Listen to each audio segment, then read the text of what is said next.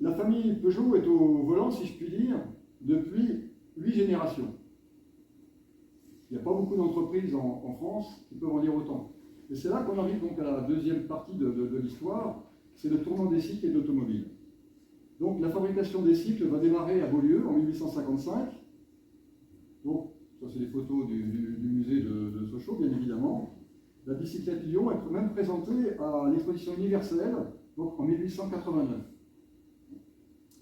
Dunlop va inventer les pneumatiques à peu près à cette époque-là, en 1887, hein, et Michelin va inventer un petit peu plus tard les pneus démontables, en 1891. Et là, donc, on passe à l'étape suivante, le tricycle type 1 à vapeur. Donc, c'est une petite machine à vapeur qui est montée sur un tricycle. Hein. Donc, la machine à vapeur est inventée par un Français qui a un nom original qui se retient bien, qui s'appelle M. Serpollet.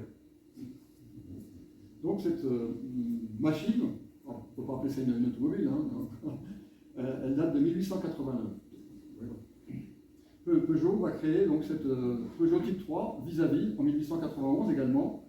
Donc on constate sur cette voiture, parce que maintenant elle a 4 roues, elle a des pare-boues qui sont issus des diligences. On voit le panier en osier devant, ça c'est original, et des lampes à pétrole, hein, bien sûr. Et puis, il y a donc un guidon, ce n'est pas un volant.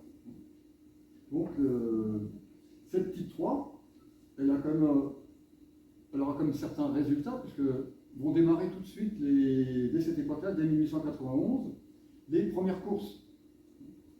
Donc, par contre, en 1891, c'est encore une course cycliste, et la voiture va accompagner les coureurs sur la course Paris-Brest. Donc le premier cycliste il roule à 17 km/h de moyenne, la voiture, elle ne dépasse pas les 15 km/h. Les cyclistes arriveront avant la voiture. Donc cette affaire de l'automobile qui démarre n'est pas très rentable. Et sous la pression d'Eugène, hein, d'un des deux frères, là, le conseil d'administration décide d'arrêter la fabrication automobile. Parce que cette année-là, donc en 1895, on a vendu 9000 cycles, j'ose pas dire des vélos, parce que vous avez vu les dates qu'ils avaient un peu, hein, donc 9000 cycles, mais on a vendu seulement 173 automobiles. Alors Armand, un peu dépité, il démissionne et ils fondent une nouvelle société, donc les deux frères auront chacun leur société, et cette société va s'appeler la Société Anonyme des Automobiles Peugeot. Voilà. Donc ils souscrivent un accord de non-concurrence, hein, et ils créent de nouvelles usines. Donc il y a une usine qui va être créée à Audincourt et une qui va être créée à Lille. Voilà. Donc Armand va faire des voitures avec banquette, donc avec siège, alors que Eugène va continuer dans la perspective des cycles en faisant des véhicules avec des selles. Puis on va créer un véhicule, là on va rentrer dans un cycle et des numéros de véhicules qui nous sont connus. Donc c'est l'avènement de la 201. C'est un véhicule qui est destiné à la famille française moyenne. Hein. Elle est lancée donc en 1929. C'est le premier véhicule pour lequel il y a un zéro au milieu du nombre. Il faut alors 500 heures pour fabriquer la voiture. Donc le véhicule précédent, il fallait 1500 heures. Donc c'est l'action de Materne dont je parlais tout à l'heure qui a permis de rationaliser l'organisation et de mettre beaucoup moins de temps. Voilà la 201 de 1929.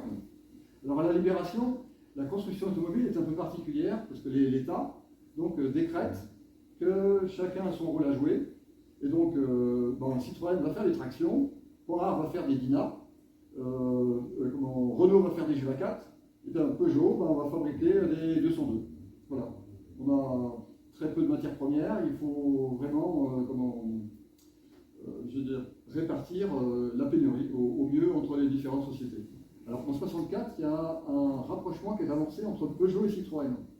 Mais Citroën, c'est la famille parisienne, très, très bourgeoise, catholique d'ailleurs, et puis qui considère qu'on ne traite pas avec un petit constructeur de province, avec Peugeot. Donc ils n'imaginent pas de faire un accord à 50-50. Hein, Citroën se considère au-dessus du panier. Voilà. Ça ne va pas lui porter chance. Hein. Donc on crée une holding. Donc une holding, c'est quoi? C'est une société financière qui est composée de la famille à peu près 49%, Et puis, à peu près à hauteur de 6%, bah, c'est des alliés, qui peuvent être des banques, qui peuvent être Michelin, par exemple, qui sont très très proches de la famille Peugeot. Donc, ils conservent, avec 49 et 6, ça fait 55%, bah, ils conservent la maîtrise sans problème du capital. Et c'est l'année où est créé donc PSA, en 1966.